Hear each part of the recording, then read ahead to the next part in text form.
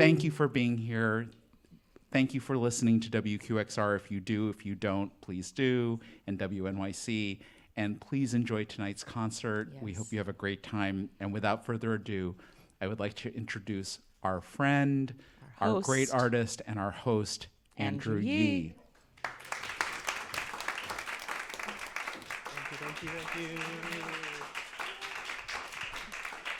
Thank you. Hello and happy AAPI month. I'm sorry you're not here on Clit Night. You have us instead, but I heard a little preview before and everybody sounds incredible. I'm Andrew Yee.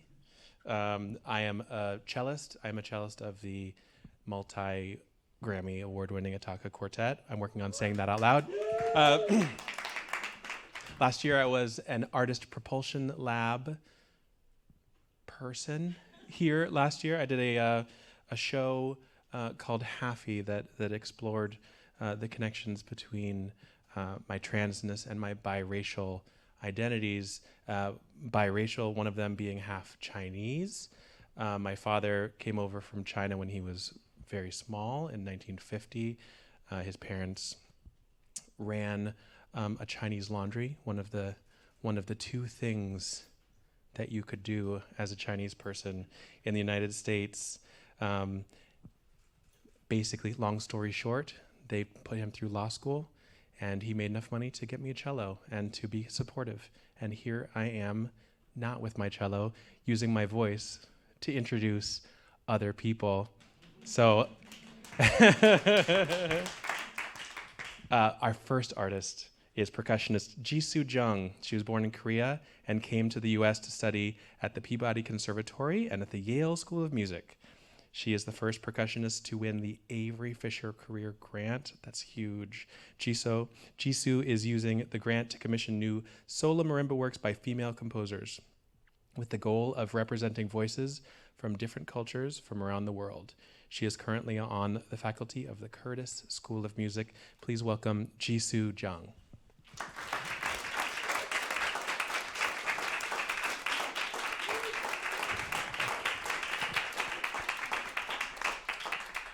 We're going to hear her perform a piece called Does Not Remember Footprints by Sumin Kim. Ji Su commissioned this work, and she performed the premiere in 2021 virtually.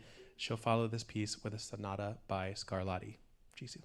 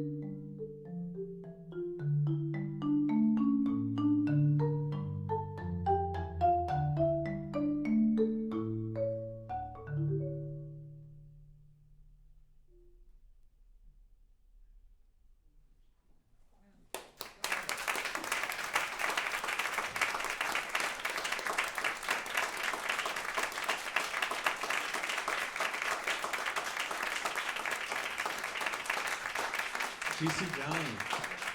Oh, that was stunning. That was really, really, really nice.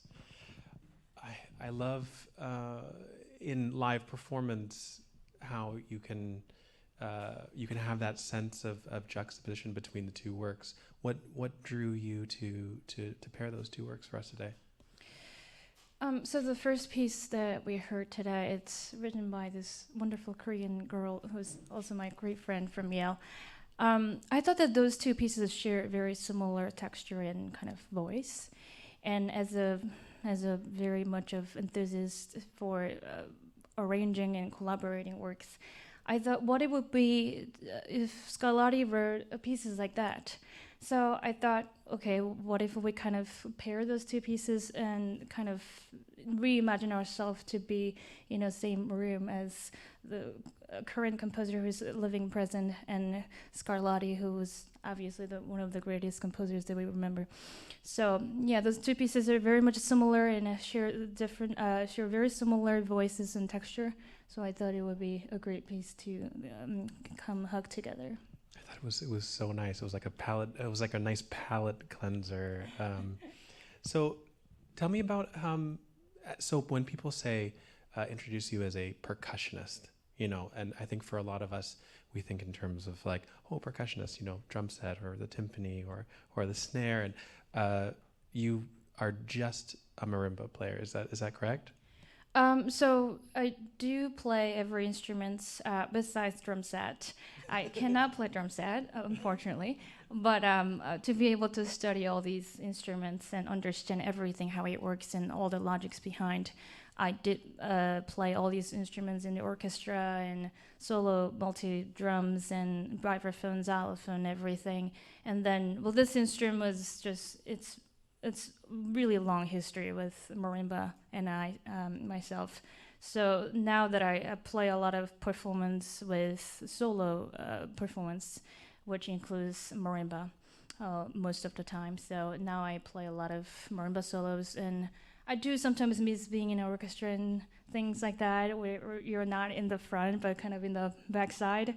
So I enjoy going to concerts and enjoy and kind of reimagine myself to be there, what it would be like. But yes, it's mainly marimba these days.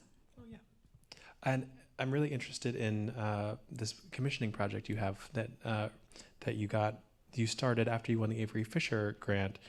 How long did it take you to decide that you wanted to use that money for commissioning female composers? I think it was almost immediate reaction. That, I mean, as a percussionist and marimba player, I am thirsty all the time to have a great and a lot of new repertoires all the time in our repertoire. So there was really great idea. I thought, I was like, oh my gosh, this is brilliant. And women composers, but also I'm not really kind of sticking with one area, but I'm kind of going for some Asian and some different countries throughout the whole world. So now it's gonna be a collaborative work for all these female composers who's all over the round. So I'm pretty excited about it. That's so great. I'm so excited to hear what it is. Can you tell us about the next couple works that you're playing for us? Sure. So this guitar piece, actually, this is a guitar piece. Again, it wasn't written for marimba, by Toru Takamitsu, and he's one of my favorite composers. And the reason why I picked his piece was it really kind of speaks very well with our own language and on texture, and he really just kind of brings out really naturally how the lyrical melody works in our hands. So it is a really kind of short-ish piece, and it really kind of brings out, I don't know, the idea of how it would be if we were having a Toru Takamitsu again for our repertoire. And then the last piece is written by Keiko Abe. She's a legendary marimba player who, I mean, the reason why I'm here with this instrument is because she was existed. In Japan, she's still alive and still plays, which really motivates me every day. So this is called Japanese Children's Songs, and that will be the last piece that I'll be playing. Great, looking forward to it.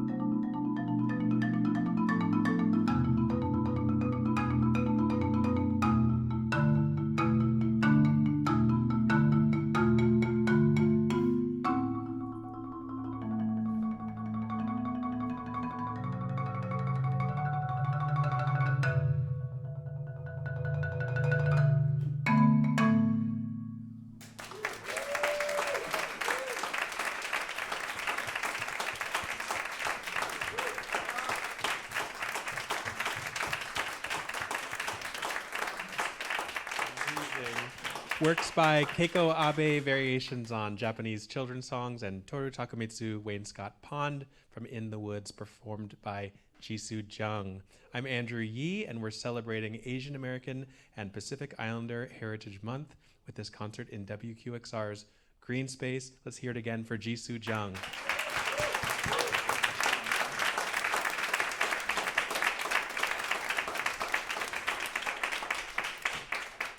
So talk about juxtapositions. Up next is something a little different for our WQXR events. We wanted to give you another perspective on the AAPI experience, so we invited Ben X. Kim to join us tonight. Ben is a Brooklyn-based comedian who studied improv and sketch comedy with the Upright Citizens Brigade, UCB.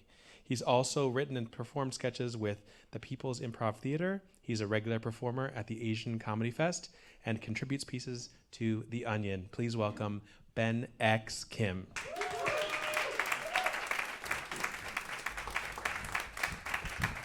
Thank you. To the listeners at home, please do not adjust your sets. We will be back shortly with the performers who have actual talent. For now, just sit back, relax, and allow yourself to think for the first and only time tonight, I could do what that guy's doing. Anyway, let me be the first to say happy Asian American, Native Hawaiian, and Pacific Islander Heritage Month. Yes. Or, as I call it, Pride. Yes, I am straight. I love meeting people in the city. You know, you can always meet strangers who can become friends. But sometimes this funny interaction happens. You know, I'll meet someone, they'll ask me where I'm from, and I'll say Chicago. And sometimes these people will say, well, yeah, but where are you really from? Which is insulting and annoying to imply that someone like me could not possibly be from the city of Chicago. I'm sorry, but unless I feel really comfortable with you, there's no way you'll get me to admit that, okay, technically, I'm really from a suburb in Northwest Indiana. Luckily, I feel very comfortable with all of you. I am an immigrant. I came here when I was 1, but under international law, I am allowed to use the phrase back in the old country. It's interesting how the government has dehumanizing language for those who are not citizens.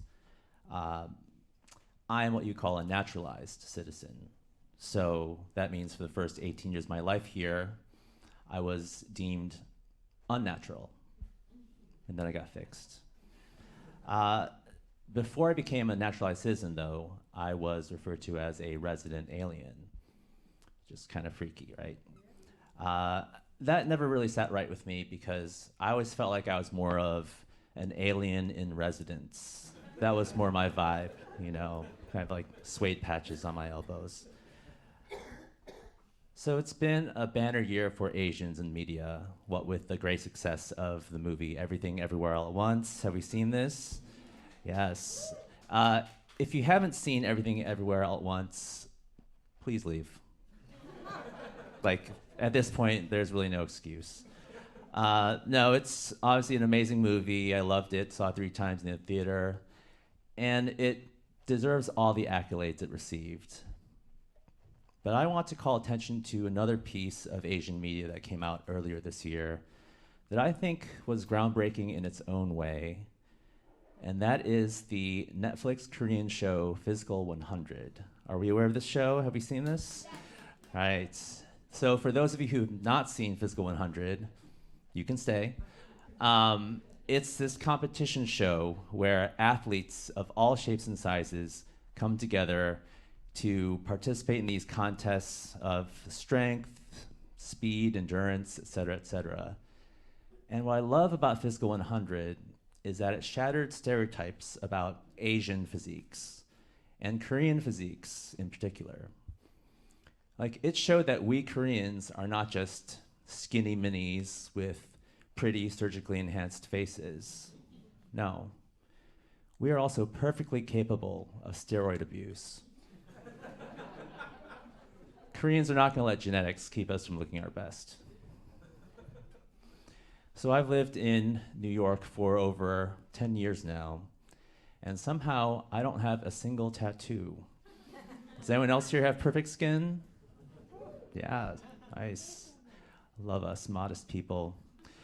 Yeah, I'm a fan of things, really I am. It's just that I'm secure in my fandom, you know? Like, I don't feel like I need to get inked just to prove to the world that I really love eyebrows. It's like, oh, you have 2 face tats, you think you're cool? Grow up, Mom.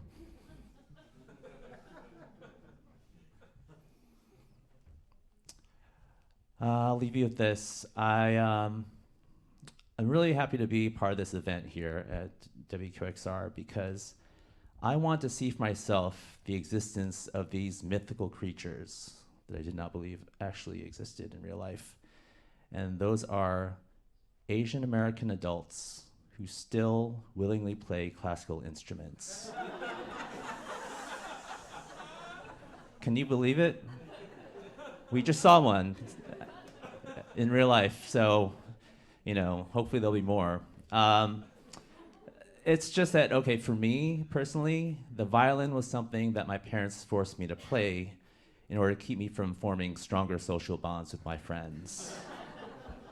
If you had passed by my house in those days, you may have thought you had heard Vivaldi, but really what you were hearing was the sound of Stockholm Syndrome. Yeah. I will say this, though. Like, adult classical musicians have figured out a pretty cool life hack. You can't experience PTSD if the trauma never stops. Everyone, that's my time. Thank you so much for having me. I'm Ben X. Kim. Keep it going for your hosts.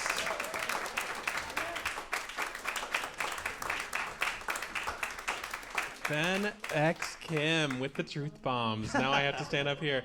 It was so brave of you to come out as straight so you. early in the set. Thank you. Thank you. Wow. So cool. So you said that you played violin when you were a kid. Did you play any other instruments, or was it just violin that was shoved? Oh, no, my mom would not be content with just making me play violin. Yeah. She was a concert pianist, so I was also forced to play piano.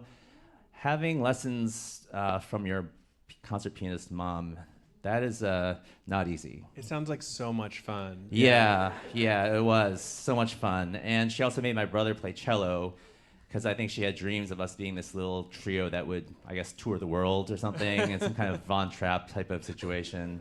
And I eventually rebelled at 13. I said, enough of this. I want to be cool. So I got myself an electric guitar, which she only bought me because I got an A on some math test. That was like our way of like bargaining. I think that's how all electric guitar players got into Undoubtedly, it. Yeah. undoubtedly. But you know, I have come around now to being able to enjoy classical music. And I think it's just, you know, again, like being forced to play it, not really finding it for myself. What helped was, you know, in my 20s, I went down a dark path that many straight men, unfortunately, encounter, and that was becoming a cinephile. So I, you know, saw 2001, and I don't know if you are familiar with the soundtrack 2001, but you know, there's this amazing intermission and other pieces by Ligeti, and I was blown away. I was like, wow, this sounds like electronic music. This is not like your mother's classical music. And if they had shown me like how amazing and wild classical music could be, I think that would have helped. But I found it on my own, and now I definitely can say I love classical music again. I love that. I love that. And what made you get into comedy?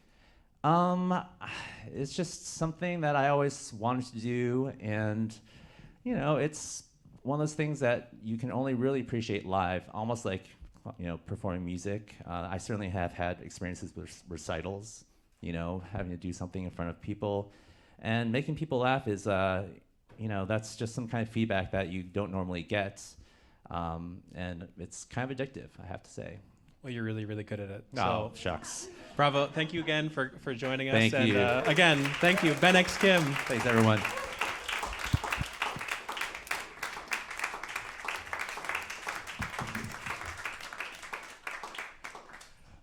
Our next performer has been called Articulate and Stylish by Anthony Tomasini of the New York Times.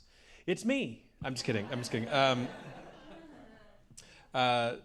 Pianist David Fung has performed with some of the world's best orchestras in this country, with the Detroit Symphony, the Cleveland Orchestra, Los Angeles Philharmonic, St. Paul Chamber Orchestra, Orpheus, and the Orchestra of St. Luke's.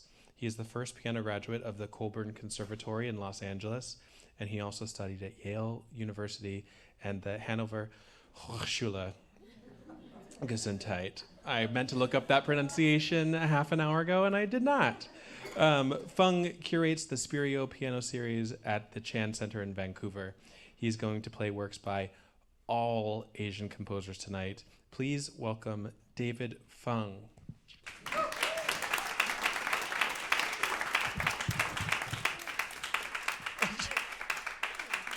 David Fung.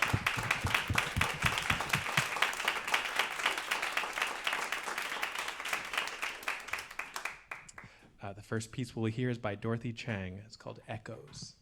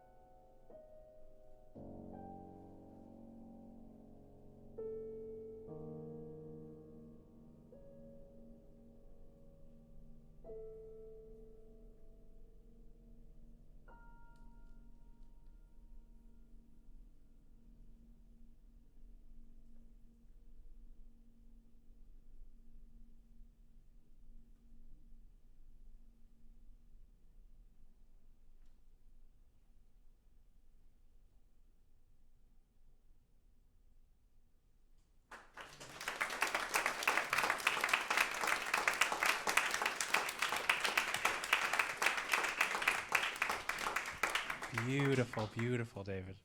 Tell us about the piece we just heard, Echoes by Dorothy Chang. So you could probably hear the echoes that she wove exquisitely into the piece. There are not just one echoes, there are many, many echoes, 2, 3, 4, and it sort of circles in this very eternal still space. And I think that's something that she's very drawn to, this almost Eastern kind of approach of embracing the negative space rather than the ink itself in, say, calligraphy, and that kind of philosophy of just that eternal sound. That's beautiful. And she talks about being, she's a child of Chinese immigrants and grew up in the U.S. and Taiwan, and she talks about being a third culture kid. I haven't heard of this. What does that mean to you? I think that refers to her growing up in Chicago of Chinese immigrants and perhaps not feeling here nor there. And I think that was something she expressed to me in her own journey, that when she was older, she actually went back to China to learn how to play erhu and study Chinese music. And some of the experiences that she described to me were very powerful. For instance, one of the stories she shared was hearing a concert in this apartment building where there was no electricity after dusk, and they were feeling their way up the stairwell and hearing this Guqing concert, beautiful, exquisite music, but in this sort of meditative stillness. And I like to think that there's a connection of that feeling with this piece, though that's my take on it. Yeah, why not? That's why we're here, right? Yeah. And we have some more works from AAPI composers. Tell us about Dinuk Wijeratne from Sri Lanka. How did you find out about his work? So Dinuk and I curate the Chan Center programming together in Vancouver, and I met him through, I guess, our meetings, but I discovered that he was this fantastic interdisciplinary and multicultural performer and composer. He improvises, he adapts sort of jazz elements as well as incredibly deft sort of classical, interesting pop elements as well into his music. But most importantly, I think, one of the things that he does really beautifully is sort of just marry the East and the West, sort of like Dorothy does, but in his own way. Oh, very cool. And the piece is called Poetry of Squares. Do you have any idea what that sort of refers to? This piece is from his Kaida project. So really it's a piece in, I guess it's a tabla form Kaida, and it begins with these duplets, and they spin into triplets, and eventually it becomes this perpetual mobile in quadruplets, and it sort of is this ceaseless pitter-patter of sound that is almost trance-like. And I guess the poetry refers to this sort of rhyming kind of quality in Kaida. And I think the squares refers to the very grid-like structures that one can see in tabla music. So that's ultimately what this piece is about. And it's really beautiful, and it's a sort of an etude of sorts. It's streaming notes, but with beautiful harmonies, which in some ways tabla can't create.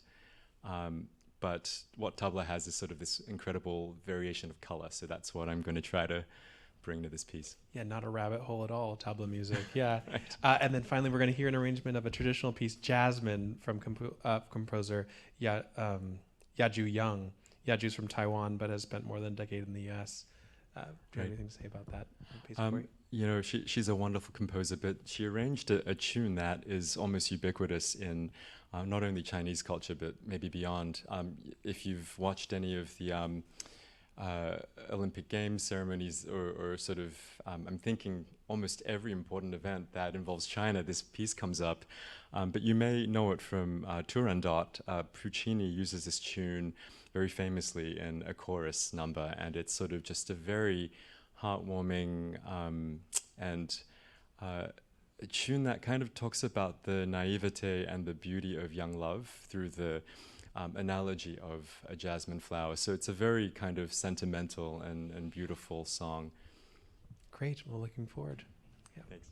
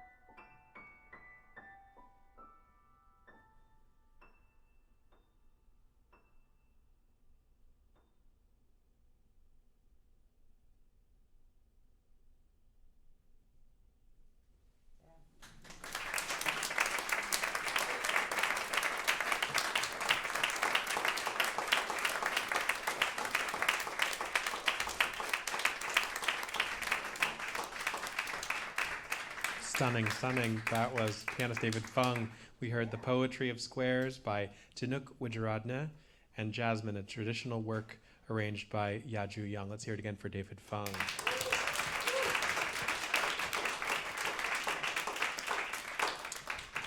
So last but certainly not least, our final performer debuted with the Los Angeles Philharmonic at age 11. She's been called a musical wizard with astonishing access to every kind of expressive color. She's an Avery Fisher Career Grant recipient. Who isn't these days, right? And a frequent soloist with orchestras around the world. In 2014, she was a top-selling traditional classic instrumental soloist of the year.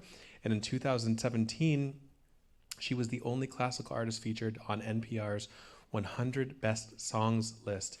I'm talking about the one and only violinist Anne Akiko Meyers. Please welcome her and pianist Reiko Uchida.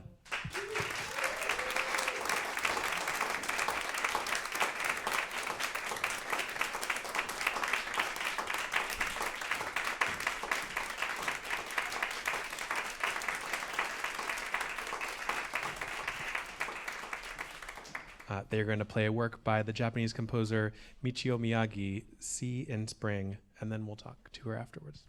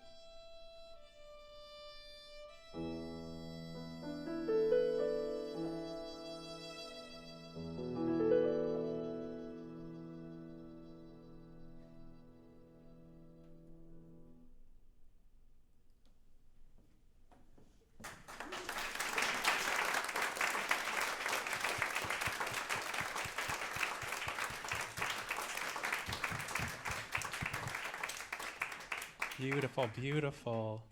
Can you tell us a little bit about Michio Miyagi and his work Haru no Umi, Sea in Spring?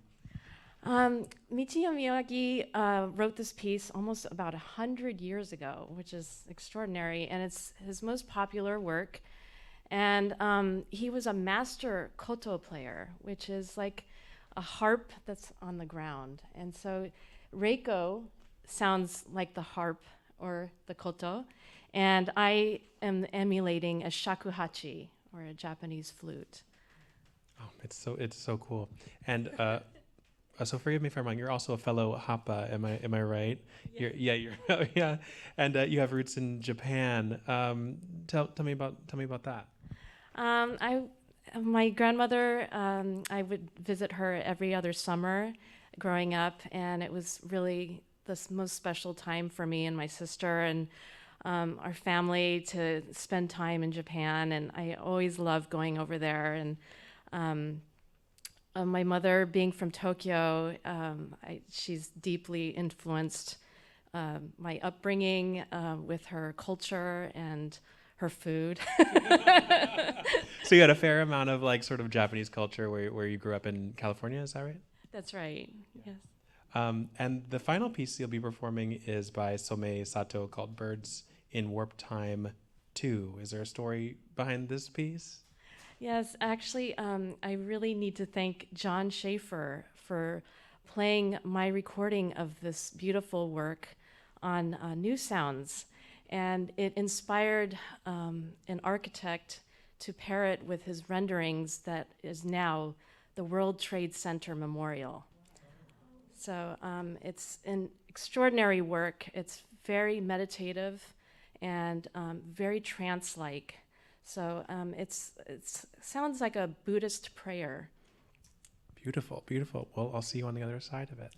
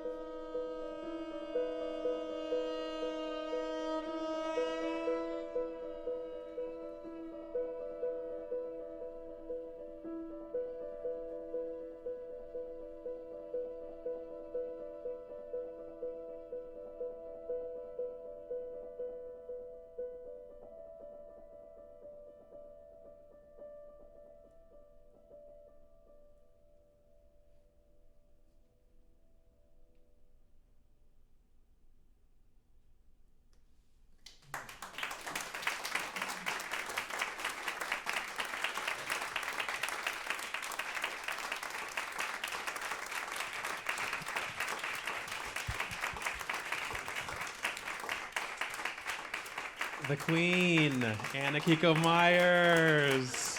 And Reiko Uchida, stunning as always on piano. Let's bring out all the performers. Let's get them all up here for another round of applause. Come on up.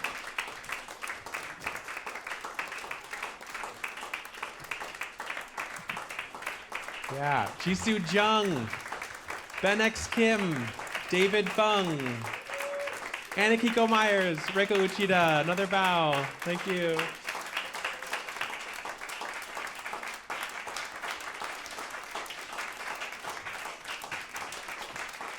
Thank you all so much for coming. Thank you to Steinway for the Spirio piano. Thanks to the Greene Space and the staff at WQXR. And a big thank you to Pearl, Rivermart, and Mao's Bao for the slammin' dumplings. I'm Andrew Yee. Good night.